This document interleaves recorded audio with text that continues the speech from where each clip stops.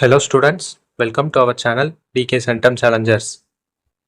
12th Maths Chapter 2 Complex Numbersல Example 2.14 தான் நம்ம இந்த வீடியோவில் பார்க்க போகிறோம். ஸோ கொஸ்டின் என்ன கொடுத்துருக்காங்க அப்படின்னு பாருங்கள். ஸோ தட் த பாயிண்ட்ஸ் அப்படின்னு சொல்லிட்டு நமக்கு 3 காம்ப்ளெக்ஸ் நம்பர் கொடுத்துருக்காங்க.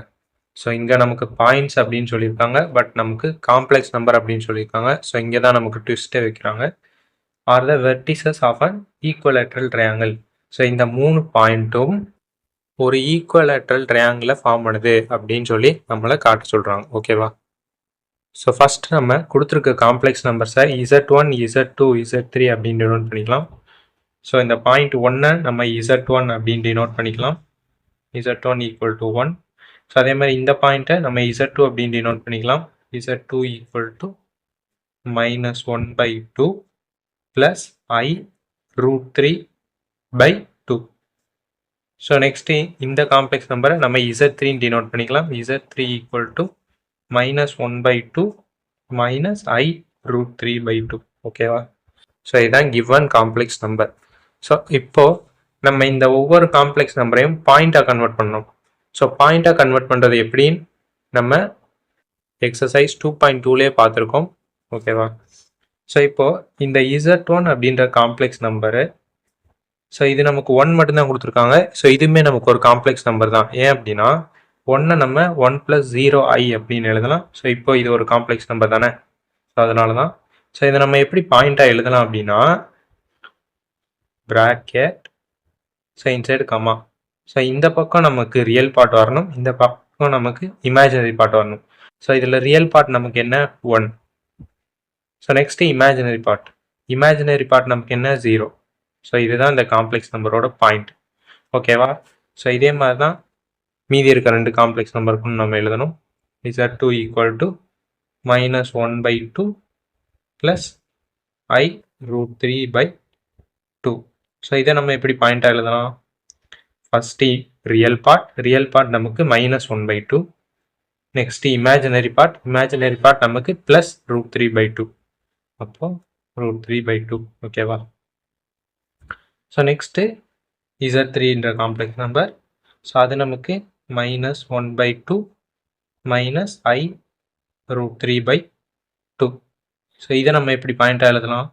ஃபஸ்ட்டு ரியல் பார்ட் நமக்கு -1/2. நெக்ஸ்ட்டு இமேஜினரி பார்ட் நமக்கு -√3/2. ஓகேவா? ஸோ இப்போ நம்ம கொடுத்துருக்க 3 காம்ப்ளெக்ஸ் நம்பரையும் பாயிண்டில் எழுதியாச்சு. ஸோ இப்போ இந்த 3 பாயிண்ட்டையும் நம்ம ஒரு ஆர்கன் பிளேனில் வந்து பிளாட் பண்ணலாம்.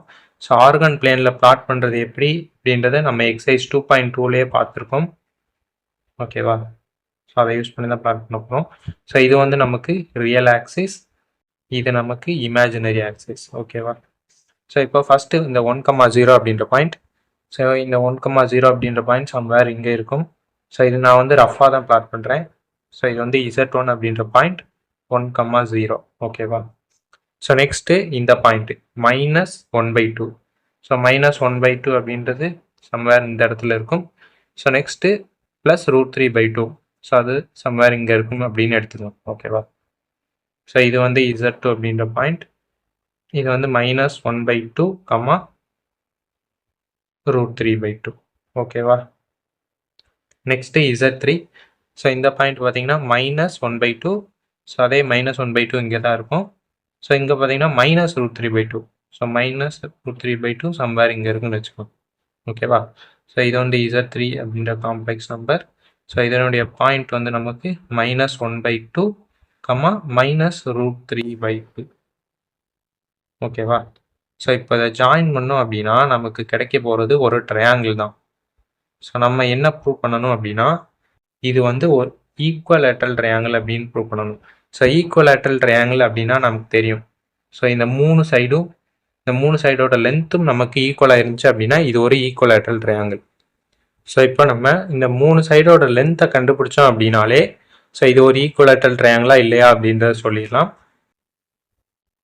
ஸோ அந்த லென்த்தை கண்டுபிடிக்கிறது எப்படி அப்படின்றத ஃபஸ்ட்டு பார்க்கலாம்.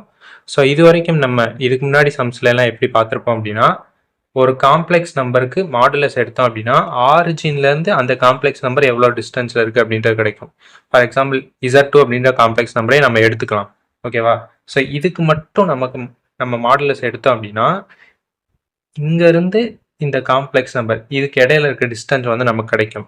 ஸோ இப்போ நம்ம என்ன பண்ணணும் அப்படின்னா இந்த ரெண்டு காம்ப்ளெக்ஸ் நம்பருக்கு இடையில இருக்க டிஸ்டன்ஸை கண்டுபிடிக்கணும்.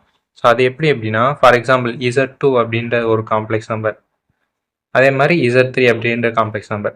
ஸோ இது ரெண்டுக்கும் இடையில இருக்க டிஸ்டன்ஸ் தான் நமக்கு வேணும். ஸோ இதை எப்படி கண்டுபிடிக்கணும் அப்படின்னா இந்த ரெண்டு காம்ப்ளெக்ஸ் நம்பரையும் ஃபஸ்ட்டு சப்ராக்ட் பண்ணிவிட்டு அதுக்கு நம்ம மாடுலஸ் எடுத்தோம் அப்படின்னா இதுக்கு இடையில இருக்க டிஸ்டன்ஸ் கிடைச்சிடும்.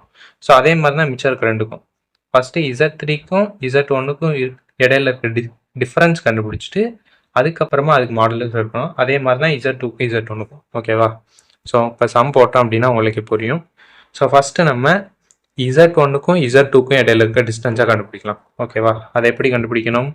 ஃபஸ்ட்டு Z1க்கும் Z2க்கும் இடையில இருக்க டிஃப்ரென்ஸ் அதுக்கு மாடுலஸ். ஓகேவா?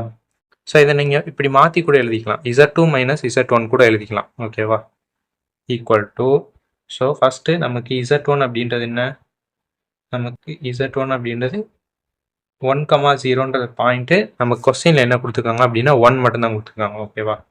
1 மைனஸ் ஸோ Z2ன்ற காம்ப்ளெக்ஸ் நம்பர் நமக்கு என்ன -1/2 ப்ளஸ் I√3/2. ஓகேவா? இது Z2 அப்படின்ற காம்ப்ளெக்ஸ் -1/2 ப்ளஸ் I√3/2. ஓகேவா? Equal to modulus of 1. So இந்த மைனஸ் இப்போ நம்ம உள்ளே கொண்டு போனோம் அப்படின்னா மைனஸ் மைனஸ் நமக்கு ப்ளஸ் ஆயிரும். அப்போது 1 + 1/2. ஸோ இந்த மைனஸ் ப்ளஸ் நமக்கு மைனஸ் I√3/2. ஓகேவா? Equal to modulus of so இப்போது 1 + 1/2. ஸோ இப்போ டினாமினேட்டரில் பார்த்தீங்கன்னா நமக்கு 1 தான் இருக்கும். ஸோ இப்போ எனக்கு நம்ம எல்சிஎம் எடுத்தோம் அப்படின்னா 2ஆல் மல்டிப்ளை பண்ணணும். ஸோ 2ஆல் மல்டிப்ளை பண்ணோம் அப்படின்னா 1 × 2 நமக்கு 2 ஆயிரும். 2 + 1 நமக்கு 3. ஸோ எல்சிஎம் எடுக்கிறதெல்லாம் உங்களுக்கே தெரியும்.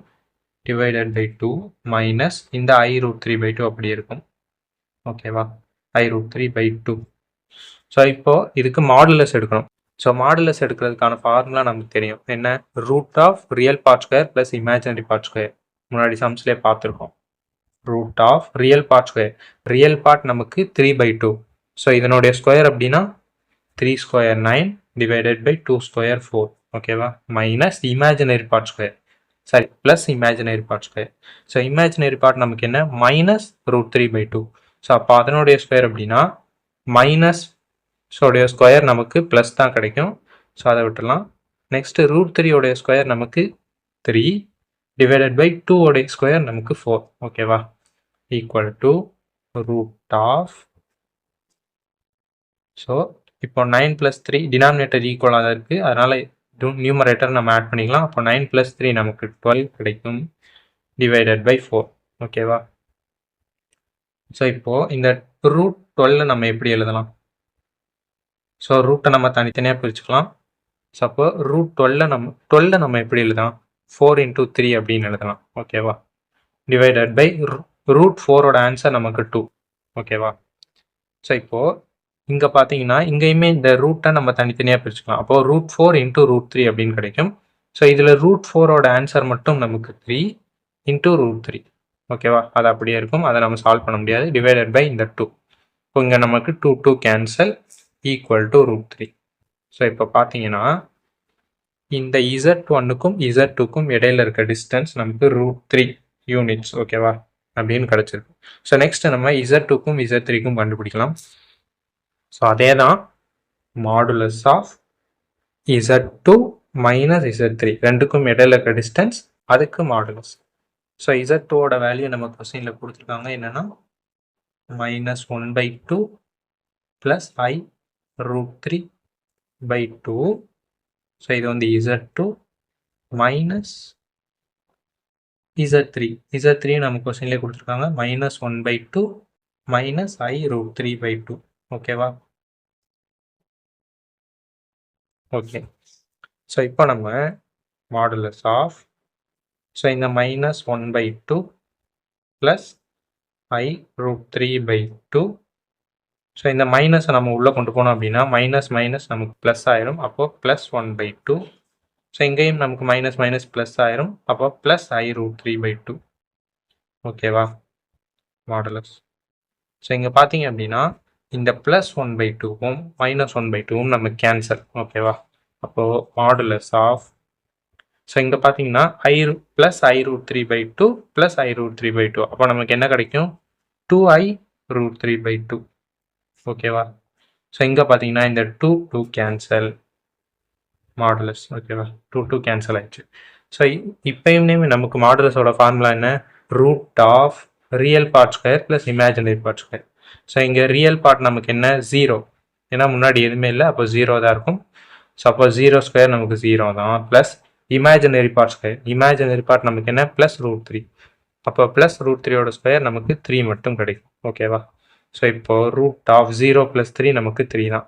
ஸோ இப்போ பாருங்கள் என்ன கிடச்சிருக்கு. ஸோ இப்போ பார்த்தீங்கன்னா Z2க்கும் Z3க்கும் இடையில இருக்க டிஸ்டன்ஸும் நமக்கு √3 கிடச்சிச்சு. ஓகேவா, ஸோ நெக்ஸ்ட் நம்ம Z3க்கும் Z1க்கும் இடையில இருக்க டிஸ்டன்ஸ் கண்டுபிடிக்க போகிறோம். அப்போ என்ன போடணும்? Z1க்கும் Z3க்கும் இடையில இருக்க டிஃப்ரென்ஸ் கண்டுபிடிச்சிட்டு அதுக்கு நம்ம மாடுலஸ் கண்டுபிடிக்கணும். ஓகேவா, equal to modulus of, so இந்த Z1 நம்ம கொஸ்டினில் கொடுத்துருக்காங்க என்ன? 1. ஓகேவா, 1 மைனஸ், ஸோ Z3 நம்ம கொஸ்டினில் கொடுத்துருக்காங்க என்ன கொடுத்துருக்காங்க? -1/2 -i√3/2. மாடுலஸ் க்ளோஸ் பண்ணிக்கலாம். ஈக்குவல் டு, ஸோ ஃபஸ்ட்டு 1 இந்த மைனஸை நம்ம உள்ளே கொண்டு போய்க்கலாம். அப்போ மைனஸ் மைனஸ் நமக்கு +1/2. ஸோ இங்கேயுமே நமக்கு மைனஸ் மைனஸ் +i√3/2. ஓகேவா, ஈக்குவல் டு, ஸோ இங்கே நமக்கு நியூமரேட்டரில் 1 இருக்கும். ஸோ எல்சிஎம் எடுத்தோம் அப்படின்னா ×2 அப்போது 1 × 2 2 2 + 1 3. நியூமரேட்டரில் நமக்கு டினாமினேட்டரில் நமக்கு 2 + i√3/2. ஓகேவா, ஈக்குவல் டு, ஸோ மாடுலஸோட ஃபார்முலா நமக்கு தெரியும். Root of real part square plus imaginary part square. Real part நமக்கு 3/2. அப்போது 3/2² நமக்கு 9/4 plus imaginary part square. Imaginary part நமக்கு +√3/2. ஸோ அப்போ +√3/2 உடைய ஸ்கொயர் நமக்கு 3/4. ஓகேவா, ஈக்குவல் டு ரூட் ஆஃப் 9 + 3 நமக்கு 12 /4 ஈக்குவல் டு, ஸோ இப்போ √12ஓட ஆன்சர் என்ன? நம்ம ஃபஸ்ட்டு இதிலே பார்த்தோம். இங்கே பாருங்கள், √12. இப்போ √12ஓட ஆன்சர் நமக்கு என்ன கிடச்சிருக்கு? 2√3. ஸோ அதே தான் அங்கேயும் 2√3 /√4ஓட ஆன்சர் நமக்கு 2. ஓகேவா, 2 நமக்கு கேன்சல். இப்போ ஆன்சர் நமக்கு என்ன? √3. இங்கேயுமே நமக்கு √3 தான். அப்போது Z1க்கும் Z3க்கும் இடையில இருக்க டிஸ்டன்ஸும் நமக்கு √3 தான். ஸோ இப்போ பார்த்தீங்களா 3 டிஸ்டன்ஸும் நமக்கு, அதாவது 3 சைடோடைய லென்த்தும் நமக்கு ஈக்குவலாக வந்துடுச்சு. ஈக்குவலேட்டரல் ட்ரையாங்கிளில் நமக்கு என்ன? 3 சைடினுடைய லென்த்தும் ஈக்குவலாக இருக்கும். ஓகேவா, இப்போ நம்ம கேட்டதை ப்ரூவ் பண்ணிட்டோமா? அப்போது லாஸ்ட்டில் ஹென்ஸ் ப்ரூவ்ட் அல்லது ஷோடுன்னு நீங்கள் எழுதிக்கலாம். ஓகேவா, ஹென்ஸ் ஷோடு. ஓகேவா, ஸோ இதில் உங்களுக்கு ஏதாச்சும் டவுட்ஸ் இருந்துச்சு அப்படின்னா நம்மளோட இன்ஸ்டாகிராம் லிங்க் கீழே டிஸ்கிரிப்ஷனில் இருக்குது. ஸோ அதில் உங்களோட டவுட்ஸ் எனக்கு மெசேஜ் பண்ணிங்க அப்படின்னா நான் உங்களுக்கு ரிப்ளை பண்ணுவேன். நம்ம சேனலுக்கு சப்ஸ்கிரைப் பண்ணிக்கோங்க. தேங்க்யூ.